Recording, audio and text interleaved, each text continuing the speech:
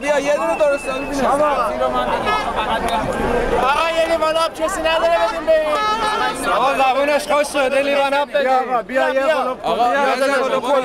کلا مجانی. شکر هم داره گلوکوز میرسه به مغزه. من طوله. سبزیاشو نگو ما میگیم سبزی. آقا این سبزی فروش همه بیا. درست حسابی بیا. آقا این سبزی فروش همه. همون سبزی فروش. بله.